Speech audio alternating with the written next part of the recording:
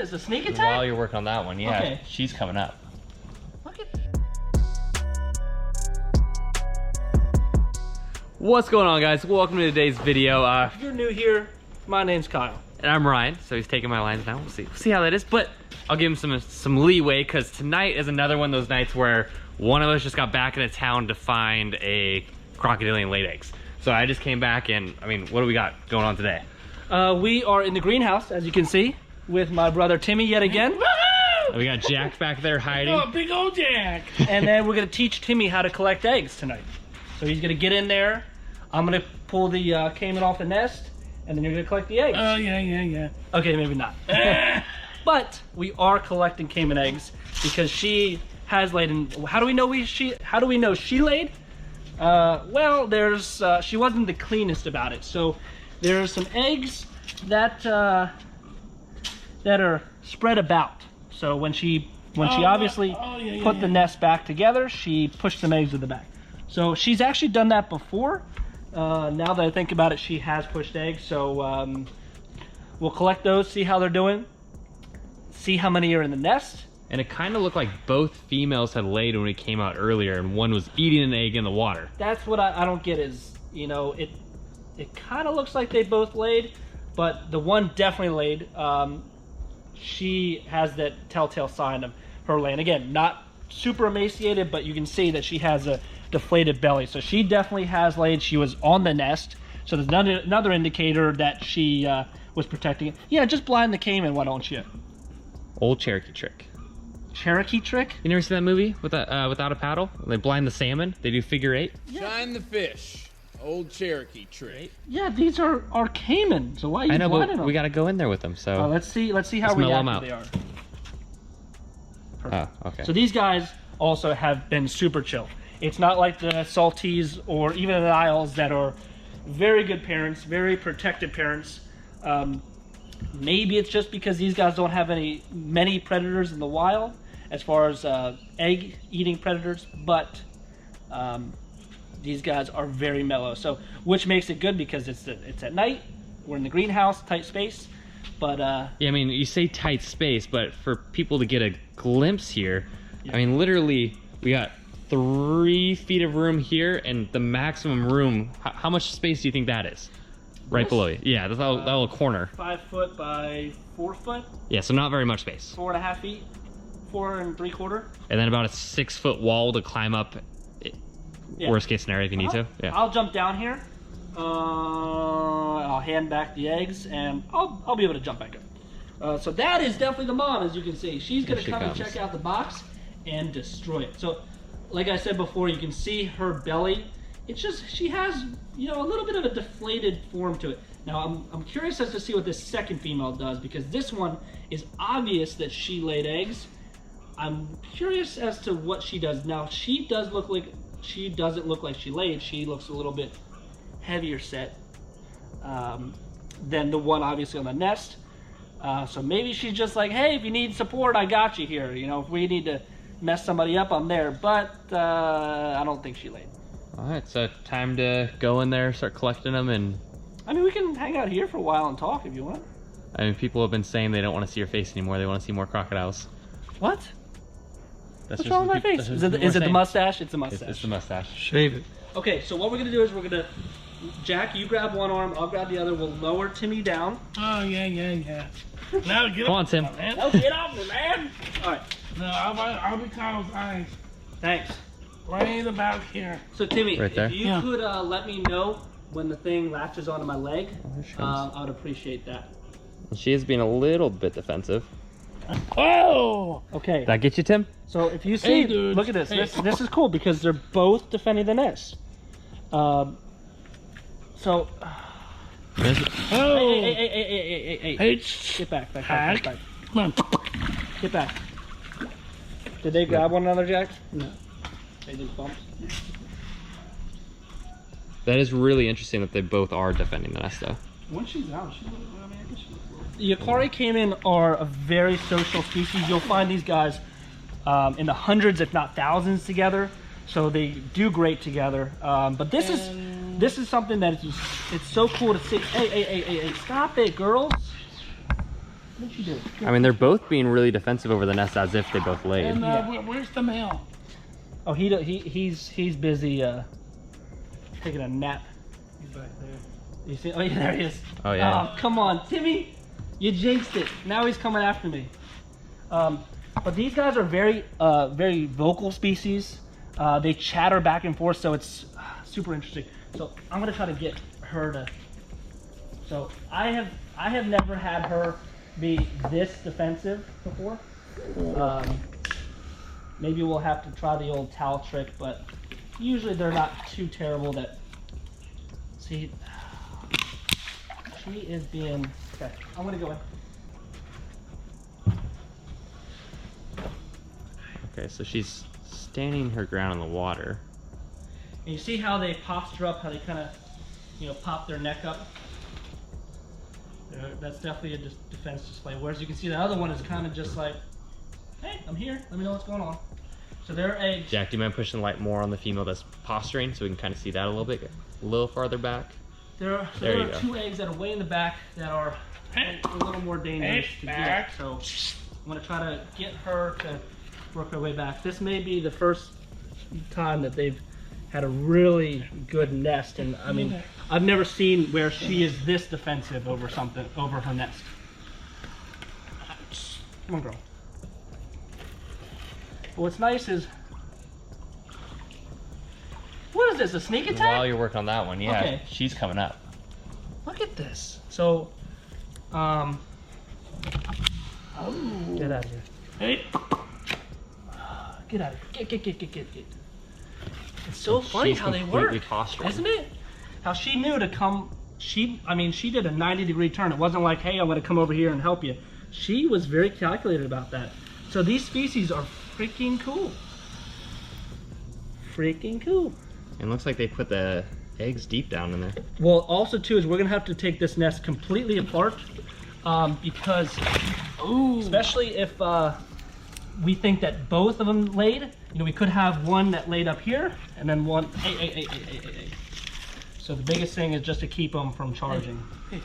Hey, over here. Hey. Let's try to push her back a little bit more. So we're gonna have to tear it apart because there could be two clutches in here, and there could be two pockets of eggs. So let's get to it. She went down.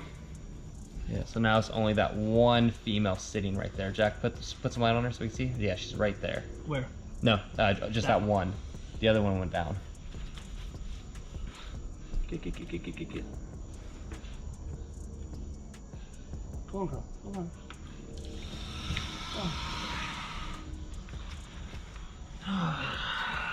It's coming. No. Oh. Look at that cute little thing. So they don't have a crazy lunge or, there's a female back there, there's the other female. They don't have a crazy lunge to them.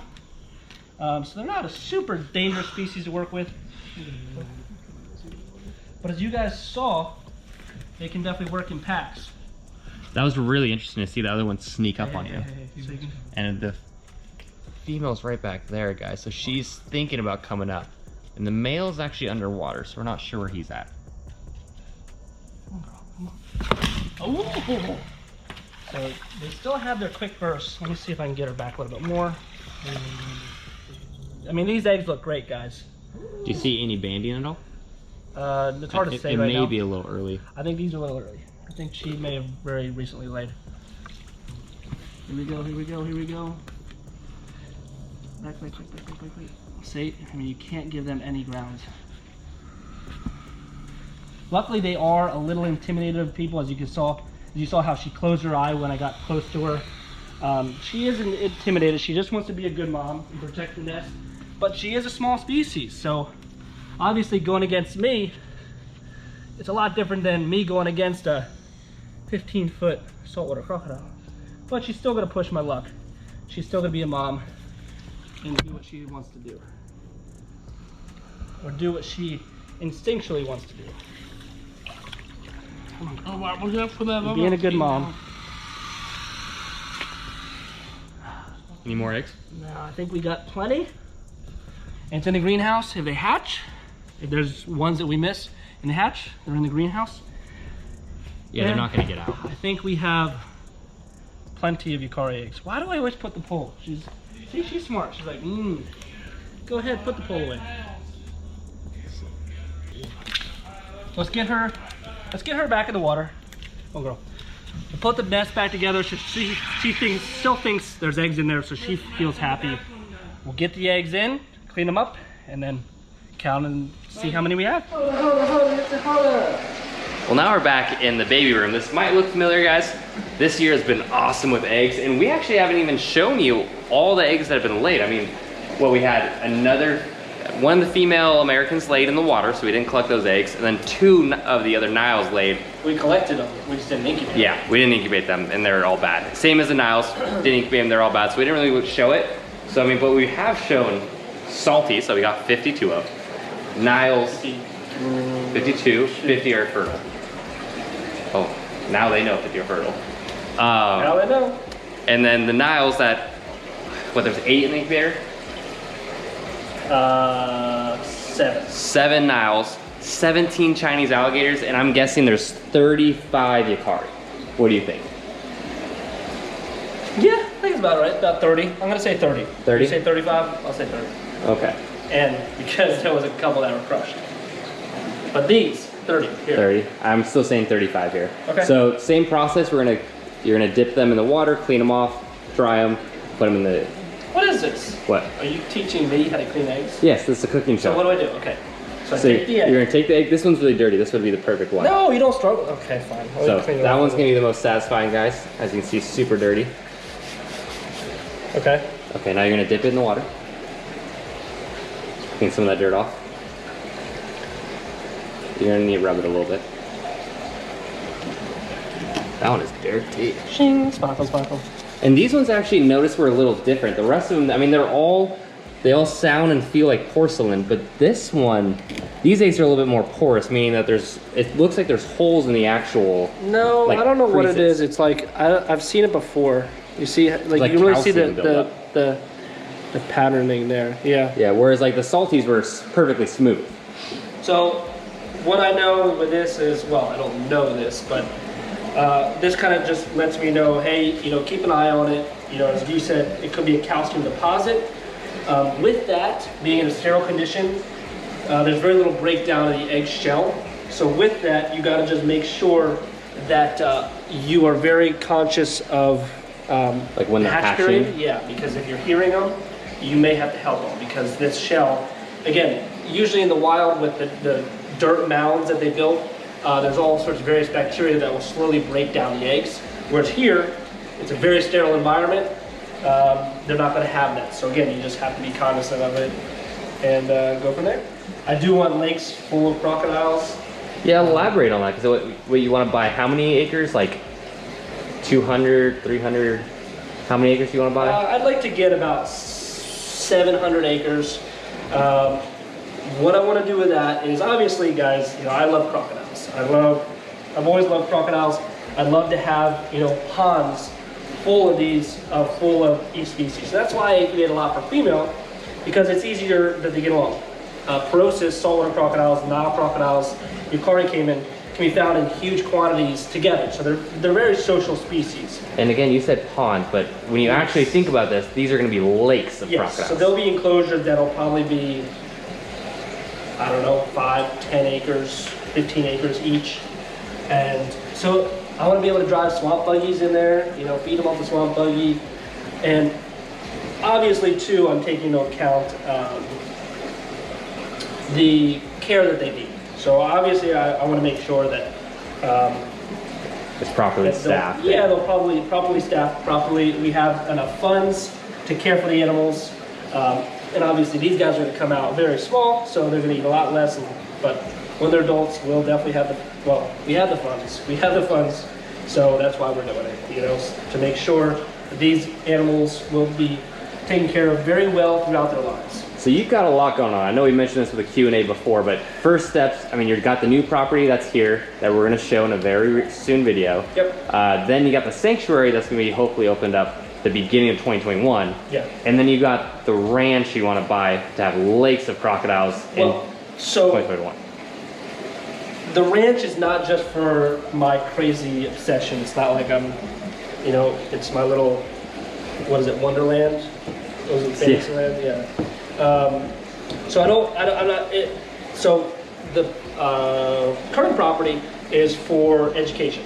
So that's what we want to use, where we can do tours, have a lot of enclosures, have a lot of species that people can really see, get close to, a lot of cool experiences. My personal property will just be that, you know, so those are big natural enclosures, very low maintenance enclosures, but still very naturalistic. They'll be my favorites there, just because it's close to my house. And then the ranch will also serve as a huge sanctuary for nuisance alligators, so I would like to probably fence in, I don't know, realistically 100 acres, like a 100 acres marsh, 100-acre woods for Winnie the Pooh. And just put hundreds of alligators and just let them be wild alligators. Yeah, and the beauty of the marsh, guys, is that I don't want the alligators right on top of each other. Again, I'm not bashing anybody here, but from my experience, I've seen a lot of people do ponds, big open ponds, and it seems like a lot of the adult male alligators beat each other up. And I'm not saying I know the solution either, but I'm going to try a new method. What that is just having a marsh system that there's so many visual barriers, there's so many little channels, so many little pockets that they can get into and make their own little territories and also get away from the aggressors. So there needs to be a facility that can house these large nuisance alligators that need homes. And hundreds, if not thousands of them. Yeah, and again, also, like I said too, you got to have the resources to care for the animals. One of the issues down here is, kind of during the days, is the wild boar, which is prevalent down here. So one of the things with the ranch is I want to be able to capture the hogs, humanely euthanize them, and then feed them to the alligators. So it's like a win-win. The alligators get food, they're saved from being killed because of them being nuisance alligators, and then removing the invasive species, which is, I mean, has such a strong hold in the United States now. So so the ranch is for, also I want to do maybe sulcata tortoises, like fence in maybe 20 acres or something for sulcatas, just because that's another animal that I think really needs a place like that where they can go and retire to, because there's so many in the pet trade. And people can just keep producing them, and they get huge, you know, over 100, 150 pounds, upwards of 200 pounds sometimes. And this is a super lofty goal of building that ranch. What's that, your 5-year plan? Within 5 years. Within 5? Within 3? Maybe.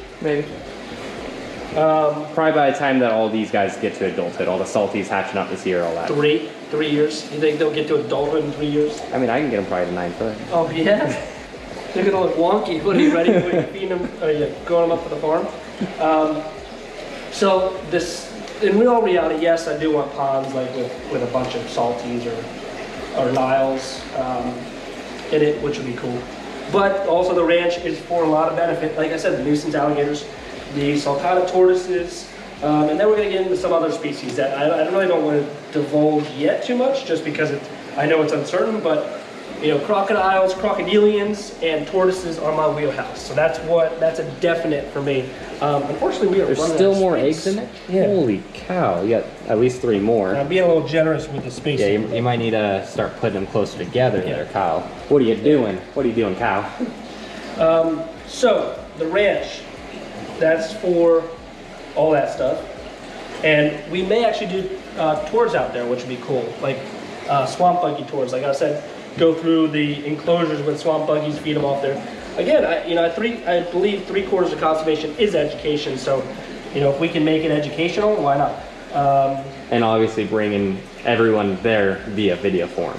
Of course, yeah, you guys will see it all. But the sanctuary, that'll be definitely open to the public.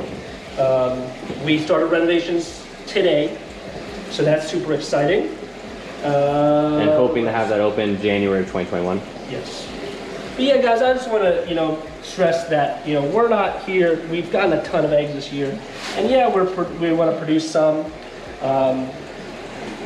But I do think, every single animal, whether even we keep it and they go out to 5, 10 acre ponds or marshes, I think we're being responsible. Is this gonna happen every year? No. Obviously we gotta shut down at some point. But this might be the biggest year, and then next year might be a little slower, and then pretty much after that it'll be pretty much done, capped. But it all depends. If, hopefully we'll get into conservation programs.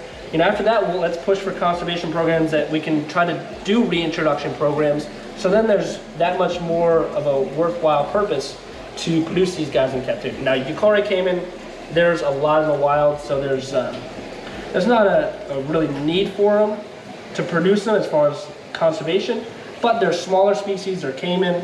They get along great. So, And then I'm gonna throw this out there real quick. If anyone's working with gharial, have pairs, want to have breeding, if you're a zoo and you want to put them in a place that they can kind of be left alone and just do their breeding thing and see if we can get those going, reach out to us. I know that's a species that Kyle wants, a species I'd love to interact with. So if you have those, reach out. Yes, I am saving space at my new property, the new facility, exactly for that. So I want to do like a river system, whether it be for Orinoco crocodiles, gharials, Tomistomas, something that can really benefit from a giant naturalistic river enclosure that we have pumps that move the water around. Yeah, so if we can get gharial, that'd be cool. How many eggs, Kyle? Did you count? I don't want to talk about it. Did you count? I don't want to Is it 35 on the dot? I don't want to talk about it. I don't want to talk about it. Let's see. No, there's got to be another. Yeah, that's 35 on the dot. That's 35 on the dot. We're not talking about it. We ain't talking about it. You see, I was still just pumped up from the adrenaline of collecting the eggs. Yeah, I didn't think about it. All right, the eggs are all set aside. Now it's time to throw them in the incubator and get some sleep. Yeah. Well, if you like today's video, guys, make sure to like, comment, subscribe, check out the new merchandise, and we'll see you on the next episode. Oh, check us out on Instagram, Primitive Predators. We'll see you guys later. See you guys.